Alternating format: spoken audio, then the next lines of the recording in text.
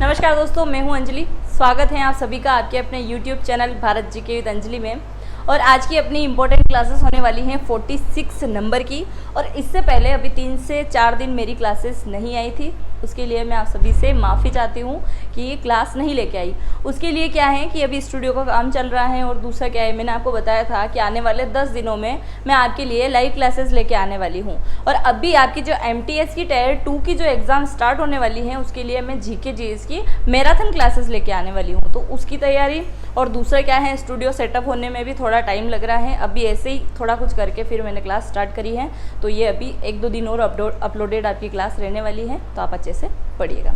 चलिए शुरुआत करते हैं आज के इस नए सेशन की।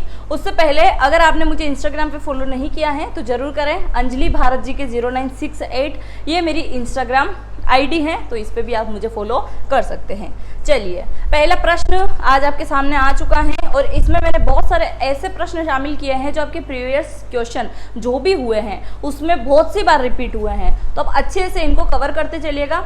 निम्न में से कौन सा मेला मध्य प्रदेश के अंदर लगता है? मध्य प्रदेश में लगने वाले प्रमुख मेले, जैसे जो प्रमुख मेले हैं वो तो आपको याद रखना ही है, जो ज़्यादा ही फेमस है उनको भी आपको याद रखना है।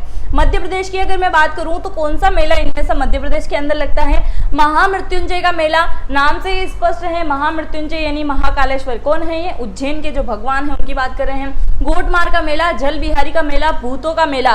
सारे भूत कहाँ पे भरे पड़े मिलेंगे आपको? तो मध्य प्रदेश के अंदर। तो बात यहाँ पे हो रही है कौन सा मेला मध्य प्रदेश के अंदर लगता है, तो सारे के सारे जो जितने भी मेले हैं ये कहाँ पे लगते हैं? मध्य प्रदेश के अंदर। अगर मैं स्पेशली इनके जिले की बात करूं कि कौन से जिले के अंदर कौन सा मेला लगता है, तो महामृत्युंजय के मेले की अगर मैं बात करूं तो ये कहाँ लगता है? अभी यहाँ बहुत सारे गलती कर देंगे, अगर आपको थोड़ा सा टफ पेपर देखने को मिलेगा ना तो इसी प्रकार के प्रश्न देखने को मिल जाएंगे।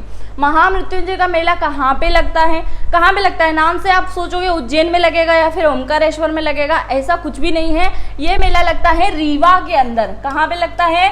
रीवा के अंदर। कभी कभी जो लॉजिक बनाते हैं वो भी गलत हो जाता है। गोटमार का मेला की अगर मैं बात करूं, गोटमार का मेला तो ये कहाँ पे लगता है? तो ये लगता है छिंदवाड़ा के अंदर। कहाँ लगता है? छिंदवाड़ा। और अगर मैं जल बिहारी का मेला की बात करूं तो ये लगता है छतरपुर में। और अगर मैं बात करूं भूतों का मेला तो ये लगता है बैतूल के अंदर। कहाँ लगता है? बैतूल के अंदर। अगर आप MP से हैं तो आप मुझे कमेंट करके बताना कान्हा बाबा का मेला कहाँ पे लगता है? कान्हा बाबा का मेला कहाँ पे लगता है? एक जो भारत का सबसे प्रसिद्ध मेला है पशुओं का मेला, सोनपुर कहाँ पे है? बिहार के अंदर लगता है। इसके बारे में भी काफ़ी समय मैंने आपको पढ़ाया है। चलिए नेक्स्ट क्वेश्चन की अगर मैं बात करूं, कारगिल स्मृति दिवस मनाया जाता है। अब आप बताइए कारगिल दिवस मनाया जाता है, क्यों मनाया जाता है? क्योंकि कारगिल युद्ध हुआ था। कारगिल युद्ध कब हुआ था? 1999 के अंदर। किस किस के मध्य हुआ था? भारत और पाक के मध्य हुआ था। इसमें से विजय किसको प्राप्त हुई थी? भारत को हुई थी। बात यहाँ पे कर रहे हैं अपन कारगिल स्मृति दिवस की कि मनाया कब जाता है, तो ये मनाया जाता है 29 जुलाई को। कब मनाया जाता है? 29 जुलाई को मनाया जाता है कारगिल स्मृति दिवस। बहुत सारे क्या हैं इसमें शहीद हो जाते हैं, उनको क्या है श्रद्धांजलि देने के लिए ये दिवस मनाया जाता है। नेक्स्ट ऑप्शन का भी अपना क्या है औपचारिक अधिकार है कि इनका भी अपन क्या करेंगे? ऑपरेशन करेंगे। बात कर रहे हैं 29 अगस्त की कि 29 अगस्त को क्या मनाया जाता है, तो 29 अगस्त को मनाया जाता है खेल दिवस। क्या मनाया जाता है? खेल दिवस मनाया जाता है 29 अगस्त को।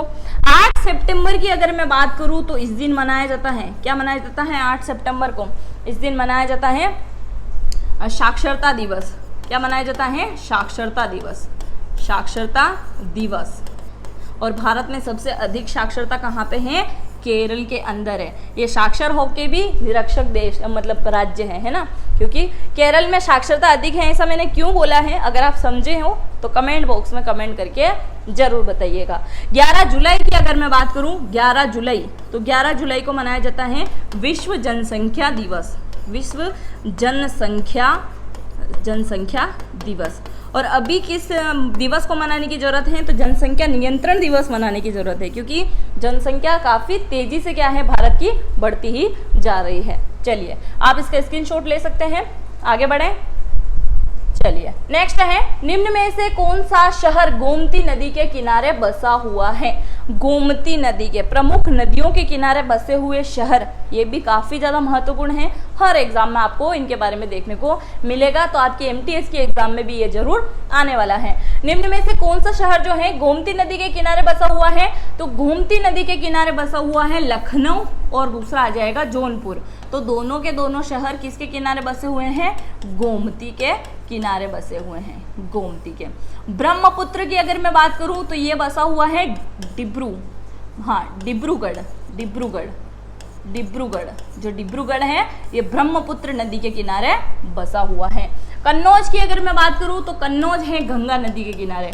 और अधिकतर एग्जाम में आईएमपी लगा लीजिए, अधिकतर एग्जाम में क्या पूछा जाता है? गंगा नदी के किनारे बसे हुए शहर, दूसरा सरयू, और तीसरा कोसी, और चौथा गोदावरी। ये 4-5 प्रमुख हैं, इनको आप अच्छे से याद रखिएगा। ये इनके बारे में भी मैं पढ़ा चुकी हूँ, नदियों के किनारे बसे हुए शहर। अगर आपको अभी तक कुछ भी याद नहीं है उनसे संबंधित, तो एक चेतक सीरीज अपनी चल रही है, उसके अंदर आप चेक कर लीजिएगा, आपको नदियों के किनारे बसे हुए प्रमुख शहर भी देखने को मिल जाएंगे। चलिए नेक्स्ट है, हंटर बिडेन, जो बाइडेन है ना, ऐसे ही बिडेन है। हंटर बिडेन द्वारा लिखी गई पुस्तक का नाम बताइए। तो इस पुस्तक का नाम आपसे पूछा गया है, तो प्रमुख पुस्तक और उनके जो लेखक हैं वो भी मैं आपको पढ़ा चुकी हूँ, तो वो वीडियो भी आपको प्लेलिस्ट में मिल जाएगा, चेक कर लीजिएगा। हंटर बिडेन द्वारा लिखी गई पुस्तक का नाम आपसे पूछा गया है, तो कौन सी आ जाएगी? Beautiful things. क्या है? Beautiful things. अच्छा सोचिए, है ना, अच्छा सुंदर सोचिए। तो हंटर बिडेन के द्वारा लिखी गई पुस्तक का नाम क्या हो जाएगा? ब्यूटीफुल थिंग्स हो जाएगा। और ये है प्रेमिस मी डेड, ये प्रोमिस मी डेड है ना, प्रोमिस मी डेड। तो ये पुस्तक किसने लिखी है? तो ये लिखते हैं जो बाइडेन है। कौन है ये?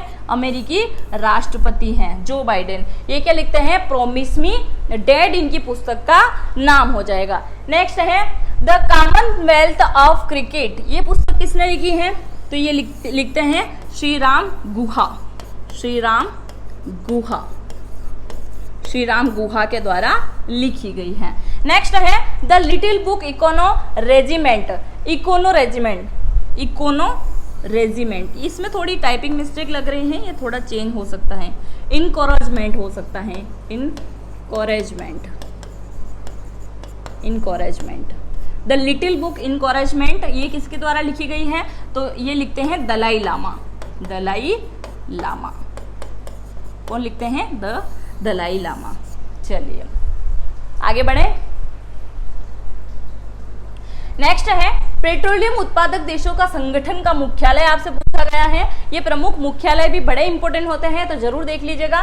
पेट्रोलियम उत्पादक देशों का संगठन मुख्यालय, वैसे भी जो मैं मैराथन क्लास लेके आने वाली हूँ उसमें शायद ही ऐसा कोई टॉपिक बचेगा जीके जीएस का जो मैं आपको कंप्लीट नहीं कराऊं। सारे के सारे टॉपिक से संबंधित जितने भी क्वेश्चन अभी तक पूछे गए हैं, आने की संभावना है, सब कुछ मैं उन 2 या 4 मैराथन क्लासेस जो लेके आऊंगी उसमें सब कुछ आपका कवर करवा दूंगी। तो आने वाले 10 से 12 तारीख के समथिंग में क्या है, आपकी लाइव क्लासेस स्टार्ट हो जाएगी, तो उसमें मैं आपको पूरा ही मैराथन क्लास में जीके जीएस का पूरा ही रिवीजन करवा दूंगी। तो अगर आप चैनल पे पहली बार आए हैं, सब्सक्राइब भी नहीं किया है, तो सब्सक्राइब जरूर करके जाना ताकि आपका रिवीजन अच्छे से हो पाए। पेट्रोलियम उत्पादक देशों का संगठन का मुख्यालय आपसे पूछा गया है, तो इसका मुख्यालय है कहाँ पे? तो ये है वियना के अंदर। वियना कहाँ पे है? ऑस्ट्रिया के अंदर।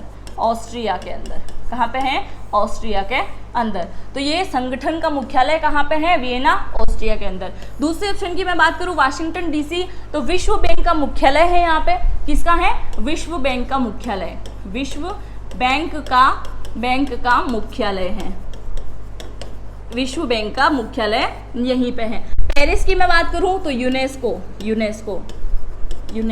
यूनेस्को का मुख्यालय कहाँ पे है? तो वो पेरिस के अंदर आ जाएगा। चलिए नेक्स्ट है दारा सिको की सहायता निम्न में से किस सिख गुरु ने करी थी? दारा सिको, इनको सहायता करनी नहीं चाहिए थी, करी है इन्होंने सहायता, है ना, किसकी? दारा सिको की। था कौन ये? तो ये शाहजहां, नाम सुना होगा ना आपने, शाहजहां है। कौन है ये? मुगल सम्राट है शाहजहां। उनका क्या है? सबसे बड़ा बेटा था, सबसे बड़ा बेटा, जिसको क्या है, शाहजहां के बाद में क्या मिलने वाली थी? राजगद्दी उसको मिलने वाली थी। यानी कि गद्दी पे कौन दावेदार रहने वाला था? शाहजहां का बेटा दारा शिको। पर उसको कौन मार देता है? उसका छोटा भाई। कौन है? नाम सुना है आप सभी ने, औरंगजेब। सुना है ना, औरंगजेब। ये क्या करता है, इसके बड़े भाई को मार देता है। किसके लिए, गद्दी के लिए। गद्दी चीज ही ऐसी है, उसके लिए क्या है, उसका कत्ल हो जाता है। चलिए, तो दारा शिकोह की सहायता किसने करी है, सिख गुरु।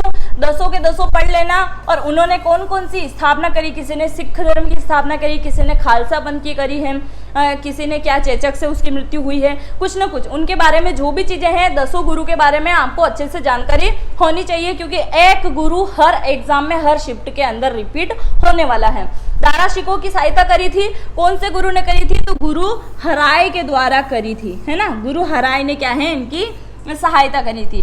तेग बहादुर जी की अगर मैं बात करूं तो सबसे प्रमुख गुरु हैं इनके, ये आईएमपी हैं। अधिकतर एग्जाम में इनके बारे में अगर कुछ पूछा जाएगा तो सिर्फ ये पूछा जाएगा कि सिखों के 10 गुरु में से 90वें नंबर पे कौन से गुरु आते हैं, तो आपको याद रखना है गुरु तेग बहादुर, ये क्या है, 90वें स्थान पे आते हैं। और इनके जो मृत्यु हैं, इनकी मृत्यु कौन करवाते हैं, औरंगजेब इनको क्या है, बर्मा साइड भेज देते हैं और वहीं पे क्या है, इनकी मृत्यु हो जाती है। बहुत ज्यादा इनको क्या है, प्रताड़ित किया जाता है। और एक गुरु है जो इनकी सहायता करते हैं। चलिए, गुरु नानक की अगर मैं बात करूं तो ये क्या करते हैं, सिख धर्म की स्थापना करते हैं। सिख धर्म की स्थापना करते हैं गुरु नानक। गुरु गोविंद की अगर मैं बात करूं तो ये करते हैं खालसा पंथ की स्थापना, खालसा पंथ की स्थापना करते हैं। और गुरु हराय के बारे में आप देख ही चुके हो, दारा शिकोह की ये क्या करते हैं, सहायता करते हैं, जो कि बहुत भारी पड़ती है। चलिए, नेक्स्ट है सर्वेंट ऑफ इंडियन सोसाइटी की स्थापना हुई थी। सन आपसे पूछा गया है कब स्थापना हुई है, तो 1905 के अंदर क्या है, बहुत ही महत्वपूर्ण रहता है ये। बंगाल विभाजन की बात करें तो यही सन आपको याद रखना है। सर्वेंट ऑफ इंडियन सोसाइटी की अगर बात करूं तो भी आपको यही सन याद रखना है, इसी में होता है। और दूसरा, अगर आपसे पूछा जाए सर्वेंट ऑफ इंडियन सोसाइटी की स्थापना किसके द्वारा की गई है, कौन करते हैं, तो वो करते हैं गोपाल कृष्ण गोखले। आप मुझे कमेंट करके बताइएगा इनके गुरु का नाम, है ना, इनके गुरु का नाम बताइएगा, या ये जो है ये किसको गुरु मानते थे अपना। आपको अगर थोड़ा भी इनके बारे में जानकारी है तो कमेंट बॉक्स में जरूर लिखिएगा। नेक्स्ट है सिंधु नदी का उद्गम स्थल बताइए। प्रमुख उद्गम स्थल भी मैं आपको पढ़ा चुकी हूँ, तो वो भी आप चेक करिएगा। सिंधु नदी का उद्गम स्थल, सिंधु नदी का जहां से उद्गम होता है वो स्थान आपसे पूछा गया है, तो कौन सा आ जाएगा, मानसरोवर झील। अब ये जो मानसरोवर झील है ना, इस झील से क्या है, किसका उद्गम होता है, सिंधु नदी से। अब सिंधु नदी का उद्गम होता है, और सिंधु नदी का जहां से उद्गम होता है उसका अगर प्रॉपर्ली नाम आपको एग्जाम में दे दिया जाए कि इसका नाम क्या है, तो भी आप बता पाओ। तो इसका नाम क्या है, सिंध का बाब। क्या है, सिंध का बाब। यहाँ से क्या है, इसका उद्गम होता है। साथ ही मानसरोवर झील की अगर अपन यहाँ पे बात कर रहे हैं तो सिंधु नदी के साथ साथ में एक और प्रमुख नदी है, इसका नाम क्या है, ब्रह्मपुत्र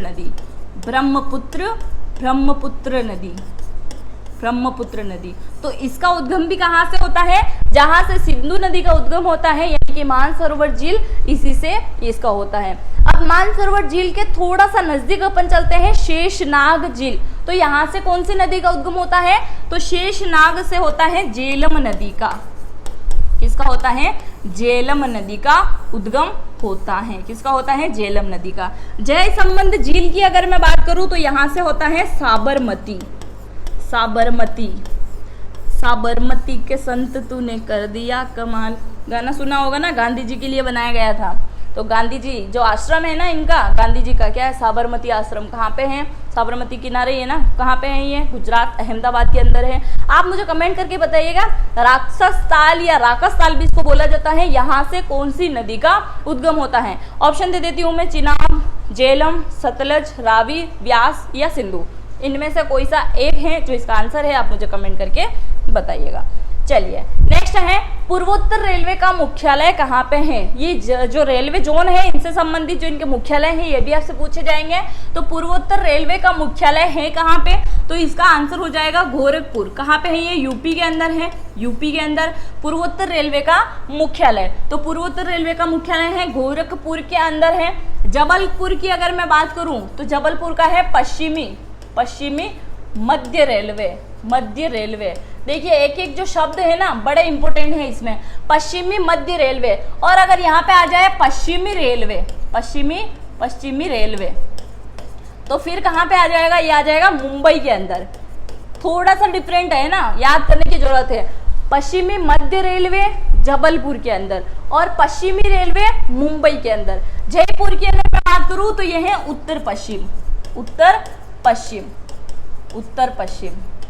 और अगर मैं बिलासपुर की बात करूं तो यह है उत्तर पूर्वी। क्या है, उत्तर पूर्वी, उत्तर पूर्वी। तो ये क्या है, इनके मुख्यालय है। और आप लोग मुझे कमेंट करके बताएंगे अभी भारत में कितने रेलवे जोन हैं, तो 17 हैं, 18 हैं, 19 हैं या फिर 20 हैं। कितने रेलवे जोन हैं आप मुझे कमेंट करके बताइएगा, मैं आपके कमेंट का इंतजार करूंगी। चलिए नेक्स्ट है, ड्रैगन फ्रूट का नया नाम कमलम फ्रूट किस राज्य सरकार के द्वारा रखा गया है। देखिए अगर किसी ने थोड़ा बहुत भी इसके बारे में नहीं पढ़ा होगा तो वो क्या करने वाले हैं, अभी अभी अगर बात करें नाम बदलने का कार्यक्रम अगर किसी सरकार के पास में चल रहा है तो वो यूपी के पास में है ना, जो योगी आदित्यनाथ जी है वो कुछ भी कर सकते हैं, वो क्या नामकरण करने का कार्य कर रहे हैं अभी। तो ड्रैगन फ्रूट का नया नाम कमलम फ्रूट किस राज्य सरकार के द्वारा रखा गया है। जिसको नॉलेज नहीं होगा वो टिक लगाएगा, किसको, उत्तर प्रदेश को। जिसका आंसर क्या है, गलत हो जाना है, आंसर क्या होगा इसका, गुजरात। अभी गुजरात वालों को क्या है, ड्रैगन फ्रूट बोलने में थोड़ी सी कठिनाई हो रही थी तो इन्होंने इसका नाम क्या कर दिया है, कमलम इसका नाम कर दिया है। तो आप क्या बोलते हो, ड्रैगन फ्रूट को देखा है, खाया है और होता कैसा है पता है ना आपको। तो अगर पता है तो कमेंट करके बताइएगा आपके उधर ड्रैगन फ्रूट को आप किस नाम से बोलते हो। चलिए नेक्स्ट है, फरक्का बांध परियोजना किस नदी पर स्थित है। फरक्का बांध, ये बांध परियोजना बड़ी इंपॉर्टेंट है, याद रखिएगा। फरक्का बांध परियोजना किस नदी पर स्थित है, तो फरक्का बांध किस नदी पे आ जाएगा, तो फरक्का आ जाएगा गंगा नदी पे। किस पे आ जाएगा, गंगा नदी पे बना हुआ है फरक्का बांध। यमुना की अगर मैं बात करूं तो यमुना नदी पे बना हुआ है, यमुना नदी पे है लखवार बांध, लखवार बांध, लखवार बांध इस पे बना हुआ है। रामगंगा का आप मुझे कमेंट करके बताइएगा। रामगंगा मैंने काफी समय आपको बताया है, आईएमपी है बहुत, तो लगाइएगा इसका आंसर है ना। भागीरथी की अगर मैं बात करूं तो ये है टिहरी बांध है, इसके ऊपर क्या है, टिहरी बांध है भागीरथी। और यहाँ कौन सी नदी का संगम है, भिलंगना।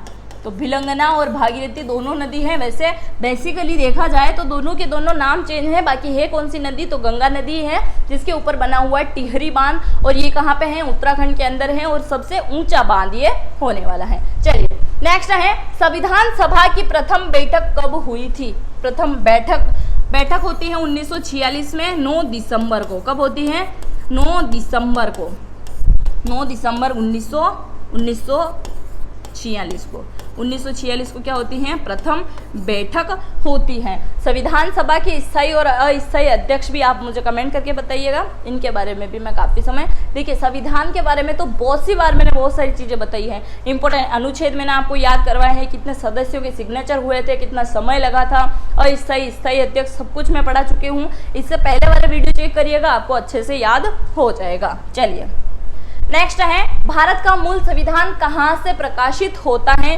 मूल संविधान कहाँ से होता है, देहरादून कहाँ पे है, उत्तराखंड के अंदर है। चलिए नेक्स्ट है, केरल राज्य का प्रमुख लोक नृत्य बताइए। लोक नृत्य काफी ज्यादा महत्वपूर्ण है, तो इनको भी क्या है आप याद करेंगे। अगर याद नहीं होता है तो वैसे भी मेरी क्लासेस आने वाली हैं। देखिए आप मुझे कमेंट करके बताइएगा किस किस को मेरी जल्दी क्लासेस चाहिए, किसकी लाइव क्लासेस। ये पूरा मैराथन में मैं आपको सब कुछ कंप्लीट करवा दूंगी, जितने भी लोक नृत्य हैं, इंपॉर्टेंट हैं, बहुत सी बार एग्जाम में रिपीट हुए हैं, एक भी क्वेश्चन मैं आपका छूटने नहीं दूंगी, इतना यकीन रखिएगा। चलिए केरल राज्य की बात करें कि प्रमुख लोक नृत्य कौन सा है केरल का, तो केरल का हो जाएगा कथकली और मोहिनी अट्टम। केरल का ये दोनों है केरल के, मोहिनी अट्टम और कथकली। भारतनाट्यम की अगर मैं बात करूं तो ये है तमिलनाडु का, कहाँ का है, तमिलनाडु का। कुचिपुड़ी की अगर मैं बात करूं तो यह है आंध्र प्रदेश का। कहाँ का है, आंध्र प्रदेश का। चलिए इनको भी मैंने लॉजिक से आपको याद करवा दिया है।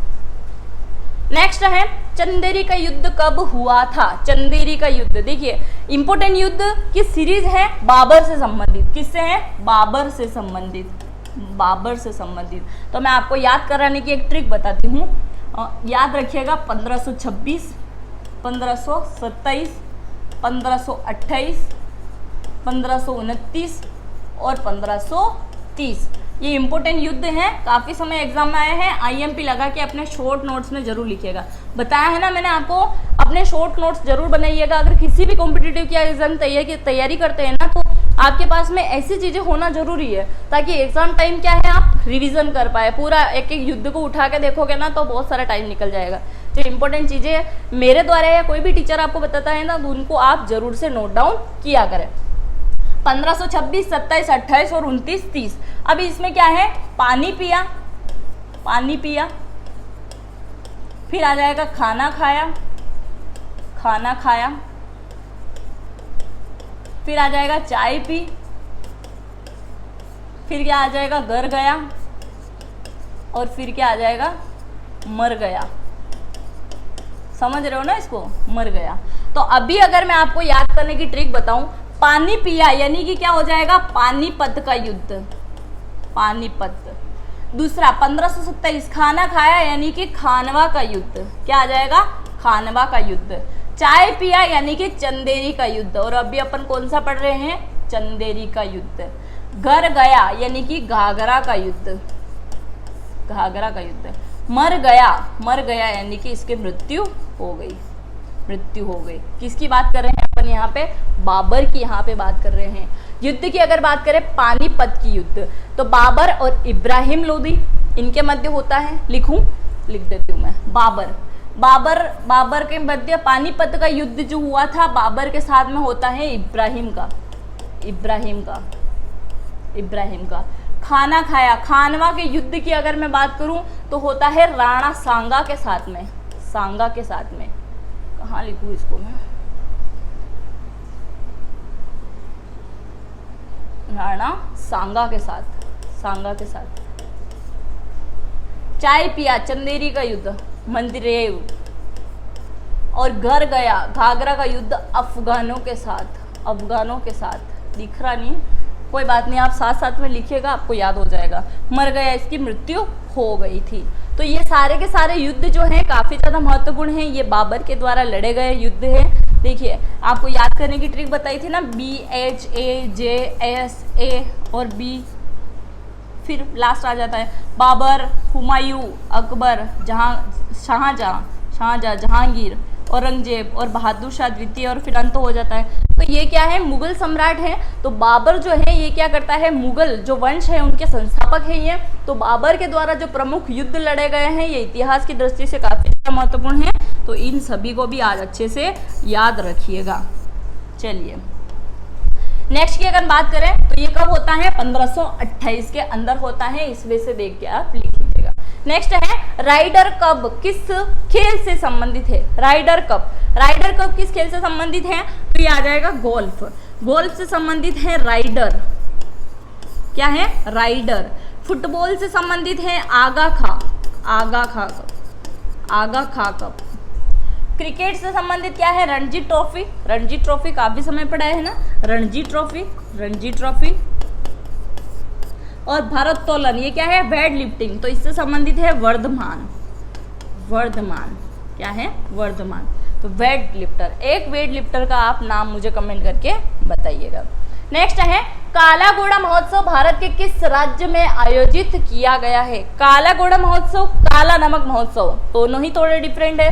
काला घोड़ा महोत्सव की अगर मैं बात करूं तो ये आयोजित होता है महाराष्ट्र के अंदर। कहाँ पे होता है? महाराष्ट्र के अंदर क्या होता है? काला घोड़ा महोत्सव क्या है? आयोजन होता है। उत्तर प्रदेश की अगर मैं बात करूं तो उत्तर प्रदेश में होता है काला नमक महोत्सव। क्या होता है? काला नमक महोत्सव।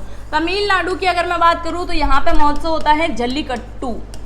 क्या होता है? जल्लीकट्टू। और असम की तो बात करें तो बिहू है, काफी समय एग्जाम में आ चुका है बिहू, तो सभी को याद होगा। चलिए, नेक्स्ट है केरल राज्य का प्रमुख महोत्सव है। केरल राज्य का प्रमुख महोत्सव कौन सा है? तो केरल का आ जाएगा ओणम। क्या है? ओणम यहाँ का प्रमुख महोत्सव है ओणम। और अगर मैं बात करूं इन बाकी बचे हुए, क्योंकि इनका क्या है अपन ऑपरेशन करते चल रहे हैं, इनकी बात करें हरेला।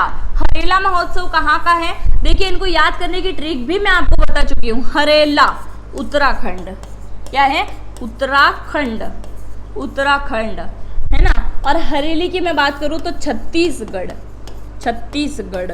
तो ये क्या है? एक मात्रा का ही इसमें डिफरेंट है, इसमें कोई मात्रा नहीं है। हरेला मतलब इसमें नहीं है, और हरेली की तो ली लगा हुआ है, तो छत्तीसगढ़ आपको याद रखना है।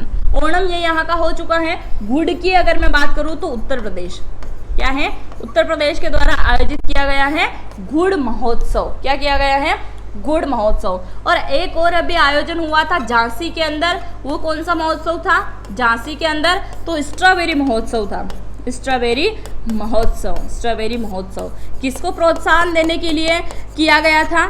तो ये किया गया था जो छतों के ऊपर क्या है बागवानी करते हैं, या छतों के ऊपर जो भी फल फ्रूट सब्जी वगैरह लगाते हैं ना, उनको प्रोत्साहन देने के लिए योगी जी के द्वारा क्या किया गया था? स्ट्रॉबेरी महोत्सव चलाया गया था। इसके अंदर क्या है कि लोग क्या करें, ज़्यादा से ज़्यादा क्या है अपने छतों पे सब्जी वगैरह उगाए और अच्छा खाना वो खाए, इसको प्रोत्साहन देने के लिए किया गया था। चलिए नेक्स्ट है संचित निधि के माध्यम से रिक्त स्थान का वेतन आवंटित होता है। संचित निधि, इसके द्वारा वेतन दिया जाता है। किसको दिया जाता है? तो वेतन दिया जाता है न्यायाधीश को, वो भी कौन? उच्चतम न्यायालय के, उच्चतम न्यायालय के न्यायाधीश को दिया जाता है। कितना वेतन मिलता है पर मंथ इनको? 2,80,000 है ना, 2,80,000 इनका वेतन है।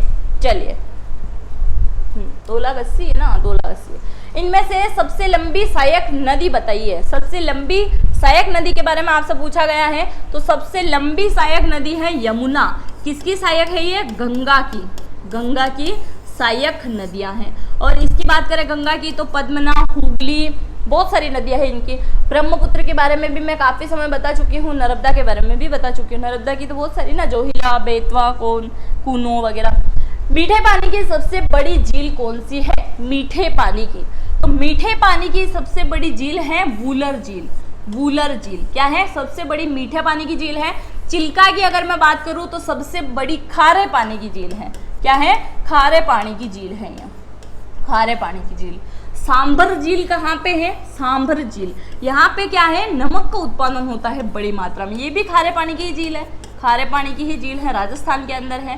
कैस्पियन सागर की अगर मैं बात करूं तो ये सबसे बड़ी झील है, सबसे बड़ी खारे पानी की झील है कैस्पियन सागर। और सुपीरियर झील क्या है? मीठे पानी की झील है। नेक्स्ट है भारत की सबसे बड़ी घड़ी सम्राट यंत्र भारत के किस राज्य में स्थित है?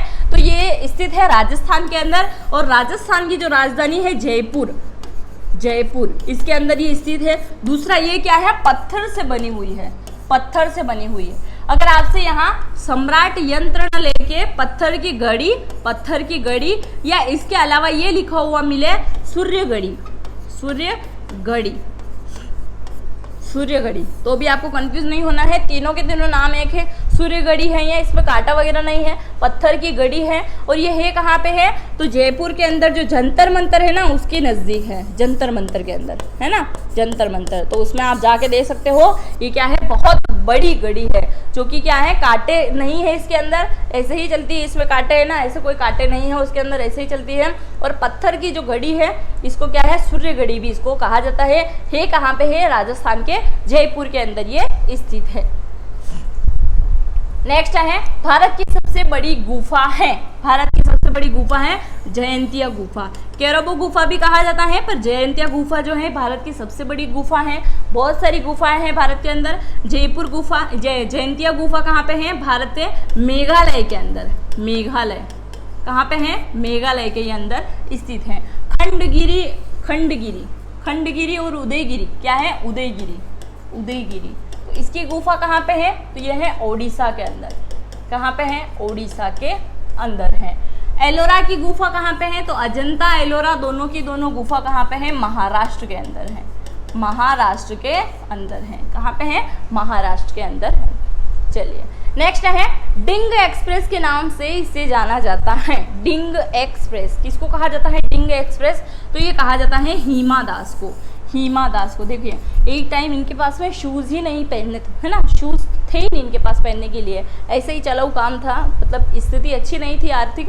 और आज यह है कि एडिडास की क्या है, ये ब्रांड एम्बेसडर है हिमा दास। तो क्या है, किस्मत बदलते टाइम नहीं लगती। तो अगर आप भी क्या है कि बहुत सारे एग्जाम दे चुके हैं, हार मान चुके हैं, तो उन चीज़ों को क्या है अभी से ही नेगेटिव चीज़ों में डाल दीजिए, क्योंकि क्या है हार आपको मानना नहीं है, तैयारी रेगुलर आपको करना है। तो इनको देख के ही आप सीख सकते हैं। आप है ना अपना आइडियल ऐसे इंसानों को बनाइए जो मतलब बहुत गरीबी से उठ के क्या है बहुत लेवल तक गए हैं, ऐसे को नहीं जो कोई मतलब नहीं रखते हैं, वो किनको पूछते भी नहीं है, ऐसे लोगों को बनाइए। तो डिंग एक्सप्रेस के नाम से जाना जाता है हिमा दास को। पीटी उषा को किस नाम से जाना जाता है, पीटी उषा। तो पीटी उषा इनको जाना जाता है उड़न परी, उड़न परी, उड़न छू, है ना, उड़न परी है ये। वो बोलते हैं ना दौड़ दौड़ के पीटी उषा बनेगी क्या।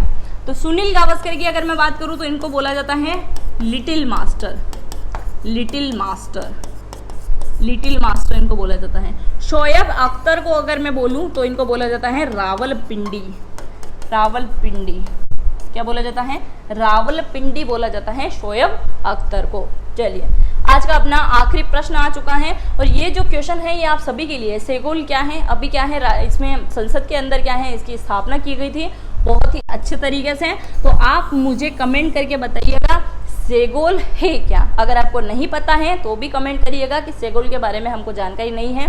नेक्स्ट जो अपने 47 नंबर की क्लासेस होने वाली हैं उसके अंदर मैं आपको सेगोल के बारे में डिटेल बताऊंगी कि इसको बनाया किसने है, क्यों बनाया गया है, ऐसी क्या शक्ति है उसके अंदर, मतलब कौन सी चीज़ें हैं उसके अंदर जिसको इतना अच्छी तरीके से क्या है प्रधानमंत्री जी के द्वारा क्या है इसको स्थापित किया गया था, अच्छा नाम इसको दिलाया गया है, कौन से मतलब सरकार के द्वारा या कौन से जैसे राज्य है ना उनके द्वारा इसको माना जाता है। कुछ भी अगर इसके बारे में डिटेल चाहिए तो भी कमेंट कर दीजिएगा। आपको आता है इसके बारे में कुछ भी जानकारी हो तो कमेंट में जरूर बताइएगा। चलिए 25वें क्वेश्चन की अगर बात करें तो पहला अविश्वास प्रस्ताव किसके द्वारा लाया गया था। तो पहला अविश्वास प्रस्ताव हटाने की अगर बात करें तो उसमें नाम आता है अटल बिहारी वाजपेयी जी का, और अगर लाने की बात करें तो लाने में है पंडित जवाहरलाल नेहरू, जवाहरलाल नेहरू, लाल नेहरू। ये क्या करते हैं अविश्वास प्रस्ताव जो है ये लेके आते हैं, इन ऑप्शन में नहीं था। तो ये अविश्वास प्रस्ताव किसके द्वारा लाया गया था, पंडित जवाहरलाल नेहरू के द्वारा, और हटाया गया था अटल बिहारी वाजपेयी जी के द्वारा। सेगोल के बारे में आप कमेंट करके बताइएगा। और आपको अगर मेरी लाइव क्लासेस चाहिए और मैराथन क्लासेस अगर आपको ज़्यादा से ज़्यादा और जल्दी चाहिए तो आप कमेंट बॉक्स में लिखना ना भूलें। आज का सेशन आपको कैसा लगा ये भी आप कमेंट बॉक्स में ज़रूर लिख के बताइएगा। साथ ही अगर आप चैनल पर पहली बार आए हैं, वीडियो भी पहली बार देख रहे हैं, चैनल को अगर अभी तक सब्सक्राइब नहीं किया है तो सब्सक्राइब भी जरूर करें, और अपने दोस्तों के साथ में या अपना जो भी स्टडी ग्रुप है उसके साथ में ज़रूर साझा करें या शेयर करें। मिलता है नेक्स्ट वीडियो में। जय हिंद, जय भारत।